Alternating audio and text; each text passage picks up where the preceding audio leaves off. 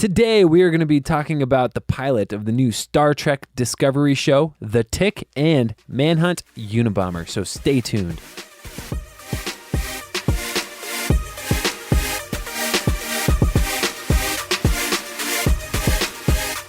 Welcome to The Real Review, sponsored by Parametric and Lazy Ape Studios, where you get some of the latest happenings, real thoughts, and perspectives in the world of film and television. My name is Matt Hay, and with me I have... Joel Cunningham. Hey, Joel Cunningham. How you doing today? I'm all right. Awesome. Yeah. A little tired? I took a nap that turned up. I took a turned up nap, Matt. Got turned up. I took a nap that turned out to be a little longer than a nap. What is that between like a full-on sleep session and like a nap? Is there a term for that? It's a mini coma. A mini coma. Yeah. I was in a mini coma earlier today, and I woke up from it. I think allergies have been impacting me. Sounds about right. I have a sore neck and a sore leg, and I'm getting old, and I don't like this, Matt. You're like 64 now. Stop. It's okay. Yeah. If It's you all take good. my age and multiply it by 2, I'm literally 64. That's great. Fun times. Yeah. Well, this is our Tube Talk segment where we actually cover a bunch of the stuff happening in the world of TV. We've had some premieres recently. We've got a bunch more coming up. Yeah, Some lots of stuff coming up here in the next few Uh-huh. weeks. We've got a couple of new ones already that we're going to Mr. talk Robot. about. I told you about that, right? They did that really cool thing. Yeah. There's you like a game. You can go and like play a game. You can enter their Commodore. There's like a Commodore 64 thing that they send you, which You you showed can me actually, that. like, It's pretty type cool. in. Yeah, it's really neat. So. It's pretty cool stuff. Yeah, sure. Real quick, why don't you just tell all the lovely people how they get connected with us? Well, there's a number of lovely ways for our All lovely right. listeners to get connected.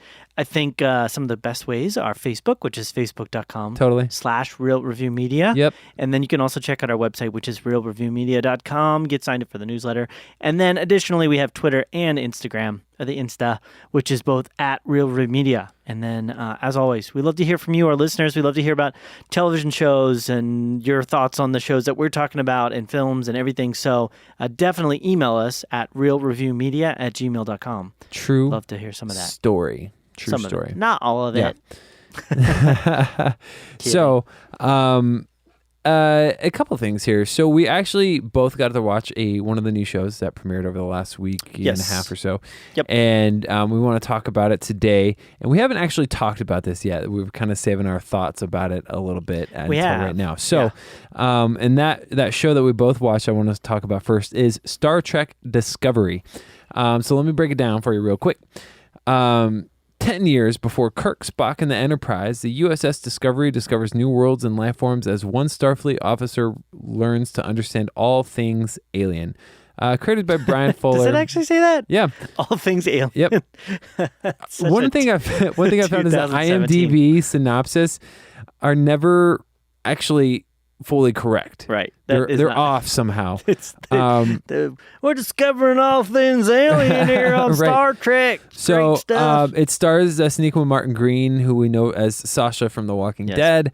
Who literally died to join this cast. Right. Jason Isaacs, Doug Jones, who I'm actually really pumped to see Doug Jones because he's only ever like weird alien creatures, and he still is. Yes. But I'm excited to see him actually doing stuff because I haven't seen him in a while. Yeah. Shazad Latif, Anthony Rapp, Michelle Yeoh. Well, you saw him in the Kenneth Mitchell. pilot, right? And what? Doug Jones. You saw him in the pilot. He was that. Yeah, weird, no, that's what I'm talking about. okay, I haven't seen him in any other like shows or movies recently. Gotcha. At least that I've seen. A number of other people, and even Rainn Wilson is in it. I haven't seen him yet. But No, I love his name though. Harry Mudd. Harry Mudd. So Not just Mudd, it's Harry Mudd. yeah. So, anyways, this just my overall thoughts on it. I felt okay. I just watched a pilot. I felt okay about it. Yeah. I felt like Sonequa. Is that how you say her name? Is it Sonequa? I believe it is. Okay, Yeah. so I feel like she did a great job.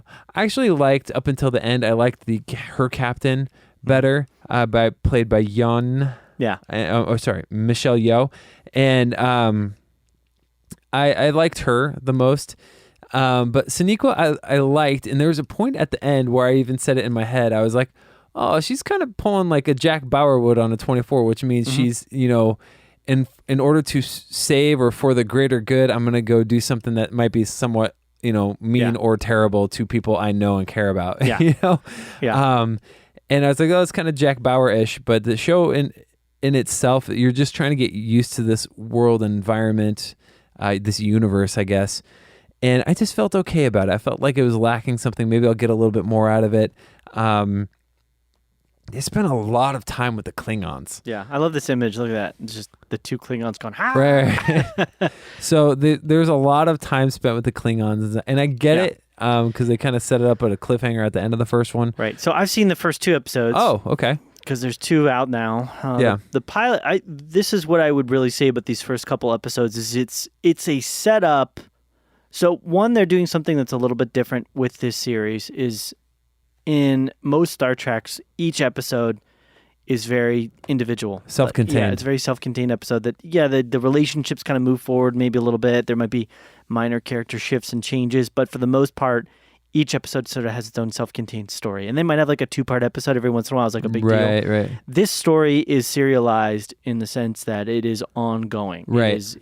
Every episode ties directly into the next episode and things that happen.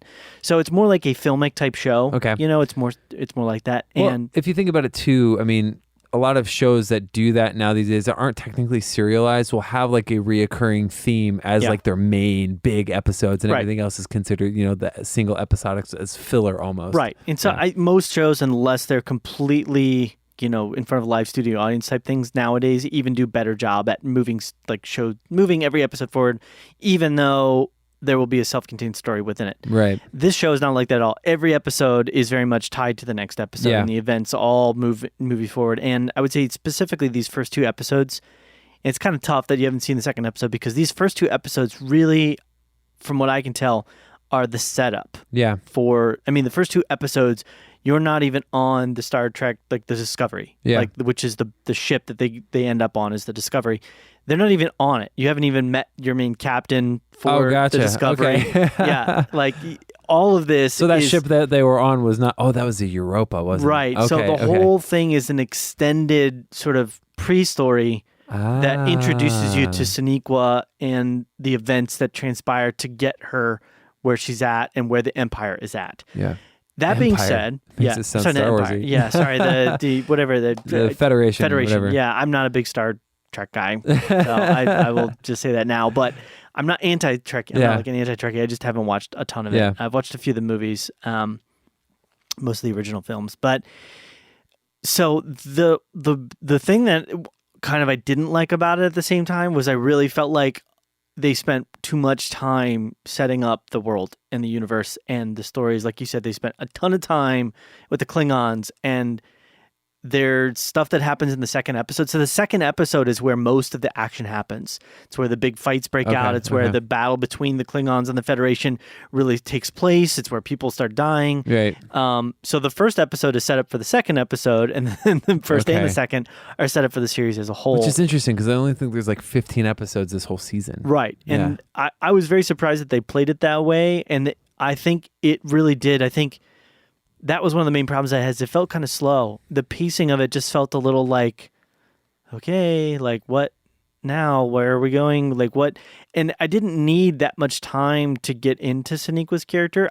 I think I got her character within the first couple seconds. She's kind of like the tougher than nails girl that will do what it takes to get things done. Right. But because she faced some with a low loss, fail rate or whatever. That's who she is, and she's separated herself. And the thing that I didn't like as well was I think one of the things that was so great about most of the original Star Trek shows is that they had strong characterization. Yeah. And each of the characters felt very distinct, and it was more of a character-driven show. I mean, when you think of some of the personalities, there were, Spock, the live long and prosper, straight-faced guy. You had, we've got to have more power. You've got the Scotty, Bones. You've got all these characters that are characterizations in a sense. Like Chekhov. Right. Yeah. But because of the way they interacted with each other, that's how things were transpired and took place on the ship and throughout the course of the story. This film is, because it's much more story-driven. Yeah. There isn't that sense. The people are more real in a way, but I didn't necessarily want that out of a Star Trek. You know what I mean? I kind of like almost that campiness that comes with a Star Trek type property. I understand why they shifted it, but it didn't really leave me feeling like I was getting a ton from the characters in the show.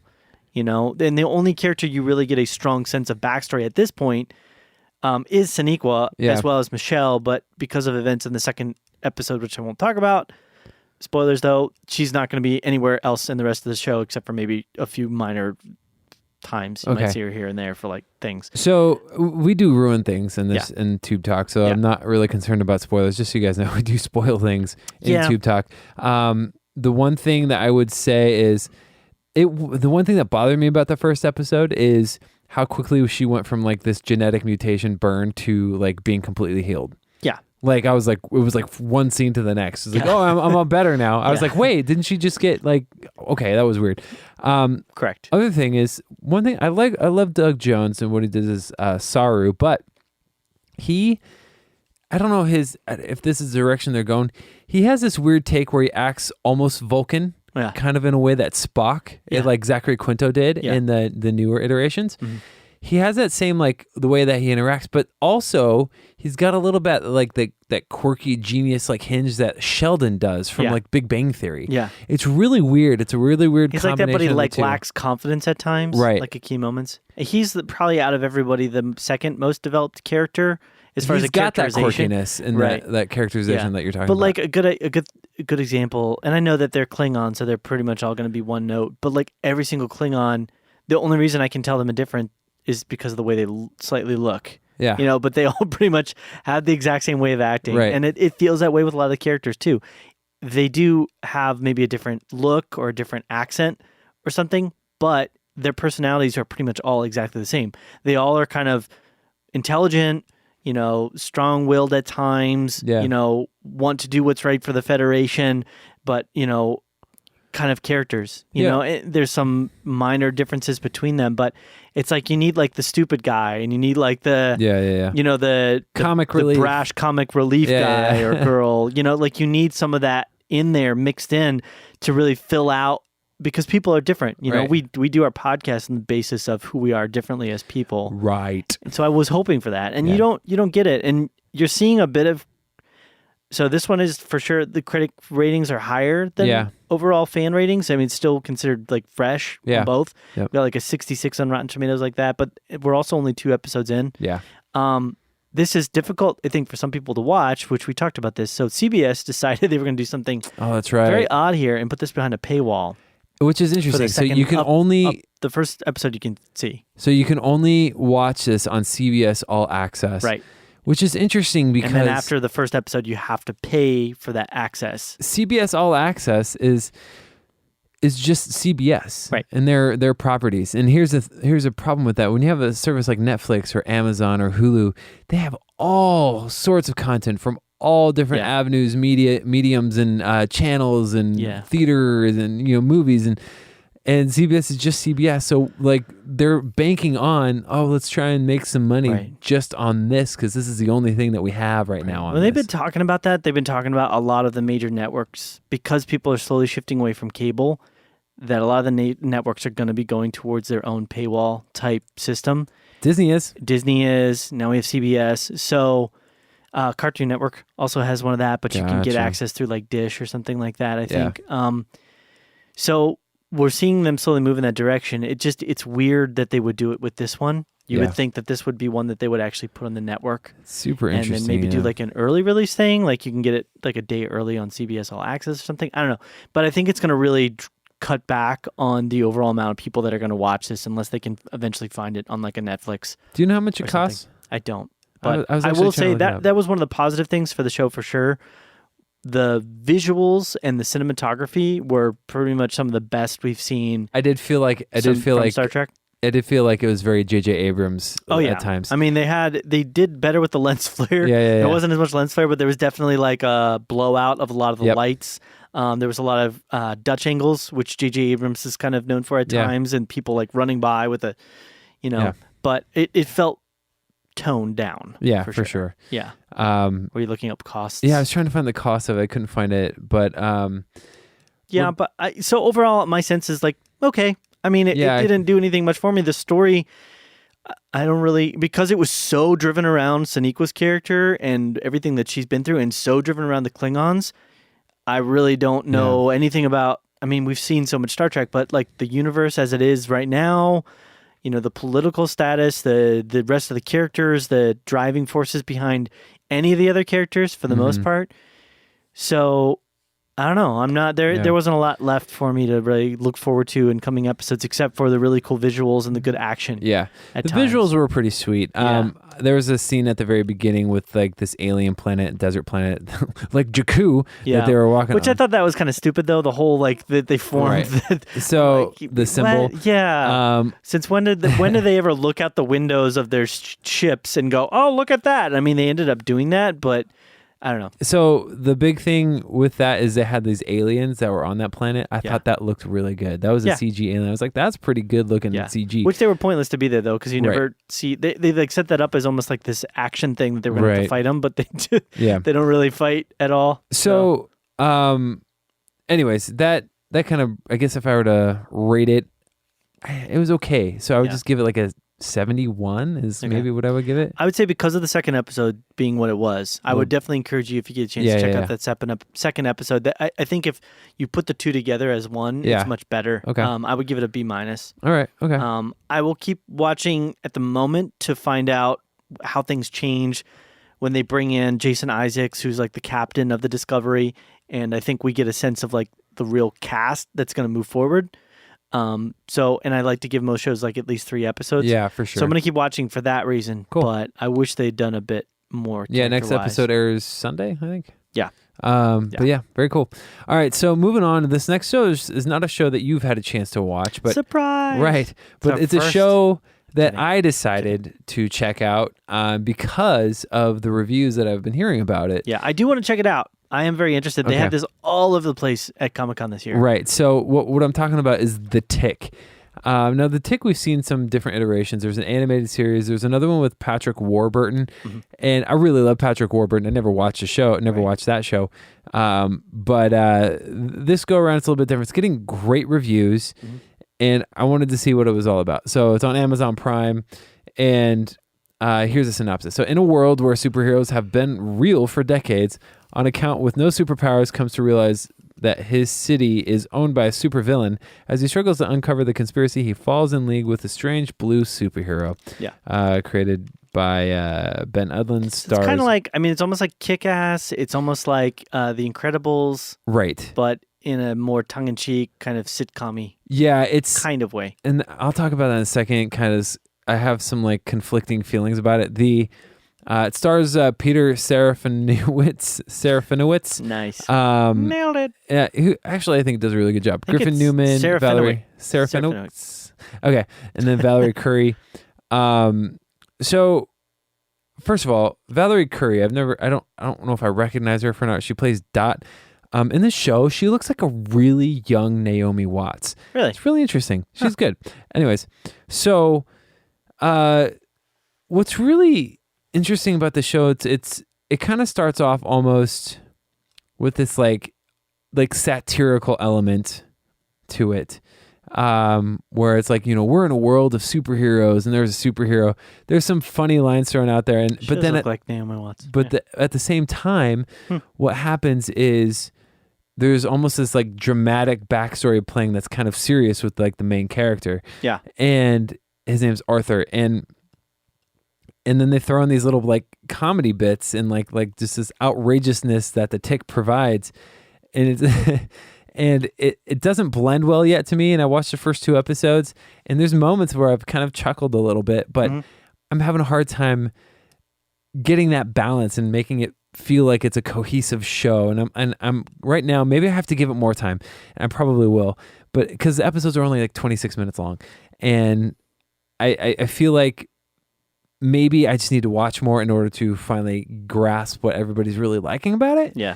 But I will say this, Peter, whatever his last name is, Serafinowicz. He, as the Tick, is really good. Just kind of this real brazen, I don't care who's around me. I'm a superhero. I'm here to stop you evildoers. And that's how he talks. And that's been his character. So he is the brash, kind of headstrong, doofusy, but lovable Right. He's like a giant teddy bear, but also a guy that fights for justice and truth. So they kind of resolve this in the first 2 episodes, kind of, not all the way, but they almost play like this mind game with you where the main guy's been traumatized so badly. Basically, his like Arthur. Yeah, Arthur. So as a kid, I'll kind of break this down. So as a kid, they show this in the first episode. He is eating lunch or ice cream with his dad at some place, and he like really loves his dad, and he really loves the I forget what they call them. It's like the something 5, and they're like superheroes that like battle evil, and they're like in the ship and fighting Force 5 or something. And he's got like this toy ship, and he's like one day I'm gonna be a superhero just like these guys. And he's like, that's great, son, whatever. So dad walks across the street to go put more money in the meter, and then their actual ship comes down and lands and kills his dad. And then the guy who does it, his name is like the Terror, is the bad guy who's and he comes down. He's actually played by Jackie Earle Haley, who was pretty good. And he comes out and basically like kind of mocks the kid and then like goes away. And the kid's like on the cover, that like shot of him talking to the Terror with his ship on his dad in the background is like the cover of Time magazine. Oh, that's and horrible. So poor kid gets like, he's traumatized. Yeah, so traumatized, and it's like lives in the pop culture world. So that stuff is kind of funny in a dark way to me. Right. So the thing is, he's got these like mental issues, and his sister knows that. His sister's always kind of been there to back him up, and she's always like, you can't. Sometimes you see things that aren't there, and so the first like 2 episodes until the end, it's kind of basically vague. You don't know if the tick is actually there or if it's actually him just pretending to be an alter ego that he's created in his mind or something like that. Yeah. So this is the like kind of thing happening, and I'm still not sure what the deal is with that because it's really That's strange. vague. I've never seen it go that direction before, because the tick has always been, it's been about this blend of tongue-in-cheek like superheroes, right, with really ridiculous like kind of satire. Right. So the satire is definitely there. It's like a satire of superheroes in a way, and silly slapstick too. I will say this. The action, okay, I really do like the action, and when I say the action, I'm talking about when people fight the tick. Yeah, he basically takes out dudes and like he's like, great. He's like stop there, you're weak bullets, and basically like he'll push a dude, and the dude that he pushes goes flying like 50 feet like into a truck on the other side of the parking lot. Yeah, he's super strong. And then like he'll just like wipe out dudes and like blow stuff up, and like it's actually comical how you just watch him throw people through walls and stuff. Well, like, did you ever see the original cartoon? No. Okay, so like a good example, I think it was like the first episode. There's a bad guy named Chippendale Chairface. Okay. Who's literally like a human body, but his head is a chair. Okay. And it's his birthday, and so he invites all of the bad guys to his lair to premiere this laser that he got for his birthday, where he's going to etch onto the moon his name. So like make himself famous for all the time. He's going to write Chippendale, or he's going to write Chairface on the moon. And so this is like the first episode. So the very beginning, he starts writing his name, and then the Tick and Arthur bust in to like break up the whole posse with American Maid, who's a hilarious character. It's like the Tick version, but a female. Okay. And she dresses like a maid, but like an Americanized. So she's got like American flag colored headband and things. So he starts writing Chairface on the moon, and he only gets through Cha. CHA. So the rest of the series, whenever you see the moon, it always says Cha on the side of it. So it's like, that's the kind of show that it was. Yeah, okay. It's sounding a bit more, I don't know. It sounds like it's going a little darker in a way, a little more adult. Yeah. Oh, it's definitely adult. There's a lot of language in it. Very violent too. Something happened. Like, are there real fight scenes? There was well, when the Tick fights, and then there's some dude that just showed up. I don't even know who it is at the very end of the second one. Basically, took out like a bunch of thugs. Okay. We don't know who it is, some masked vigilante guy. And they definitely used a lot of the what The Walking Dead uses a lot of, like digital blood splatter that happens that you see a lot of. And it was all bloody and everything. That's interesting. That's definitely a different direction than I was expecting, because I would always say that the Tick was always, I never saw the previous live action. Right. But it was always a cartoon comedy. Yeah. It was a comedy, first and foremost, with action, but the action was always comedic. Yeah. It was very silly kind of comedy at times. So I don't know. So overall, my first 2 episodes, I guess if I were to rate it, I'm kind of still on the fence about it. I'd probably sit in that 70 range just because I'm not fully on board, but I want to give it some more time too. It's a quick watch, so okay. Yeah, I'll have to check it out. Yeah, check it out. So that's going to wrap up that part, the Tick. The next one is something that you got a chance to check out that I didn't get a chance to check out. But actually, I do want to check out because I like the talent involved. Yes. And it is Manhunt, Unabomber. Right. Manhunt Unabomber. And it's a Netflix original, correct? Yes, it is. It's like 8 episodes long. Right. 8 episodes. Each one's about a little under an hour. Right. So this one surprised me. It was a Discovery project, which was like, what? Yeah. You're looking Discovery, like Discovery Channel? Yeah, Discovery Channel. Okay. So the first time I've seen them do something of this caliber, I would say most Discovery projects that I've seen before. I think they had another one that they were working on that was like about Mars, about people like terraforming and moving into Mars. I might be wrong about that. Is that Red Planet with Val Kilmer and Carrie-Anne Moss? No. Okay. Similar idea, maybe. But this was that. When I started watching the show, I didn't know it was a Discovery, and I saw that pop up at the very beginning. And sadly, part of me was immediately like, probably not going to like this. No. Yeah, but so the show is this a very brief synopsis for it. An in-depth look at how the FBI profiler helped track down the Unabomber. Creators are Andy Sadrowski, Jim Clement, and Tony Gittelson. Nailed it. Yeah, I totally rocked that one right there. So it stars Sam Worthington as Jim Fitzpatrick, Paul Bettany as Ted Kaczynski, who's the Unabomber. Yep. Chris Noth as Don Ackerman, Keisha Castle-Hughes as Tabby. Jane Lynch makes a cameo as Janet Reno. Oh, okay. She does a pretty good job at it.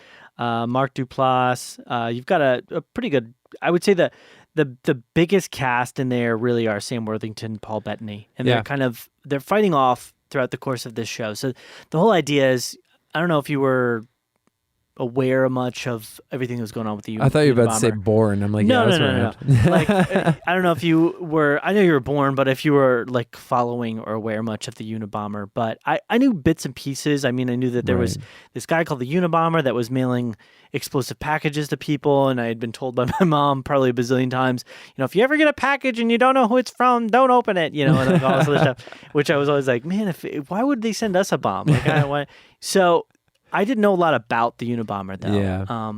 And so I think one of the things they did really well with this show is that they told the story of the Unabomber and let you know things about him as a person, as an evil person, but as a person that you might not have otherwise known or understood or really gotten a sense. And it's really they delve into it's like a breakdown of a person's psyche, a breakdown of a person's, like, what would push a person. Right. Not only is it, how are they going to catch this guy? Who's he going to kill? Is, Fitz going to be able to figure out the combination of stuff? Because they're inventing throughout the course of trying to track down the Unabomber linguistic analysis as a means to not only track down who a person is, but to bring them into court and to try them and to get a warrant. And linguistical analysis prior to this was always a very... it was like an idea, a concept, but they never really, as far as I know, prior to the events of the Unabomber case here, used that as a police means to bring in a suspect. So Fitz is this guy who worked as a police officer and then gets hired as the FBI because he's very successful and good at doing linguistical analysis. Okay. And so they bring him in to do a profile of the Unabomber. So back... And again, this is why I thought this was kind of cool, because I didn't know a lot of this information, but and a lot of it, I will say, I don't know how true it is as well. I haven't had a chance to do a lot of research, but they bring him in to do a profile, and the importance of the profile is it gives the FBI a basis on which they're going to go off of in pursuing any person, but specifically in this case, the Unabomber. Right. As he's formatting the profile, he realized how far off they are. They have a basic profile of who they think the guy is. And he wants to kind of start from the beginning and start over. And they're pushing against that because they're saying, like, look, we've had guys that have been doing profiles for years and years and years come in here and do these, and you're a brand new guy. We're not going to give you staff. We're not going to give you time. We need to just write a write-up of the profile so we have something to give to Janet Reno. Because at this point, the case had already been going on for, over a decade. Yeah. They've been pursuing the Unabomber because the whole, and this kind of comes out over the course of it, you get a sense of not only like the history a bit of the Unabomber, where he came from, and a bit of why, because he was probably always a little bit abnormal mentally, but there was definitely things that happened over the course of it that probably pushed him in a really tough direction. Sure. But you get kind of a, I forget where I was going with that, Matt, but I totally I jumped off, and then I was trying to jump back on, and I totally forgot where I jumped off onto. But you do get a really interesting, I don't want to say cool, but it's an interesting breakdown of his mental state, and then Fitz trying to formulate this profile or this idea of who he is. Right. And then kind of how that gets formatted through linguistical analysis. That's cool. It's just a really interesting show. It sounds interesting. Yeah, because I mean, I knew about the Unabomber, I knew about the capture and the trial and everything like that, but I didn't know the details of it. Right. And again, I don't know how much is true and how much is, made for this. For like Hollywood elaboration. Right, but the other thing I would say, cinematography on this is amazing. Really? Yeah, really good cinematography. Cool. I mean, there was 4 or 5 shots that I was just like, wow, that is really impressive. I mean, there's this idea over the course of the show that Fitz, in order to catch the Unabomber, in order to catch Ted Kaczynski, is trying to get into his mind. He's trying to get into whatever state this guy's in because he's trying to form a profile to understand him, to figure out how that would lead him into to figuring out who the guy is. And there's like a shot where he's starting to put down, he realizes that you shouldn't just think about the things that he is, you should think about the things that he isn't. Right. The things that he doesn't talk about, or the things that are not written there as he's doing this like linguistical analysis.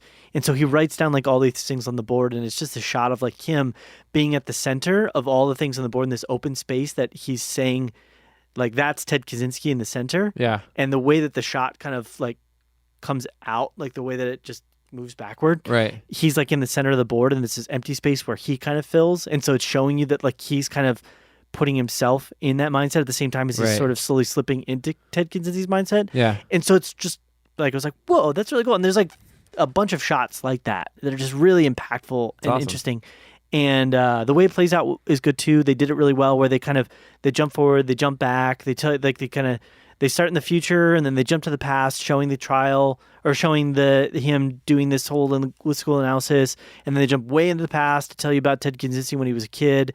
And so it's really cool how they play with the timeline as well. That's crazy. So here's my biggest question is, I always thought Sam Worthington kind of shined in the supporting role more so than the main role, but he seems to be the main role in this. Yeah. How does he do? I mean, he is. Yeah. Again, I think Ted Kaczynski's character probably has almost has as much screen time as he does. He's definitely one of the leads. Sam, I guess he is the lead. Sam is the lead or a lead. He is kind of the vehicle through which you enter through the story and go into the story, through which. And I think he is very effective at that. Okay. He plays in this because I don't know. I don't want to spoil too much, but because I think it's worth checking out. And seeing for the first time, he plays an odd person. Okay. And he fits that odd personage very well. Okay. And you get a sense of sort of who he is throughout the story very strongly. And at first I didn't really get it. Yeah. But then the more that I watched, the more I realized, wow, that is very real. That is very honest and relatable as to how a person like that would most likely. Right.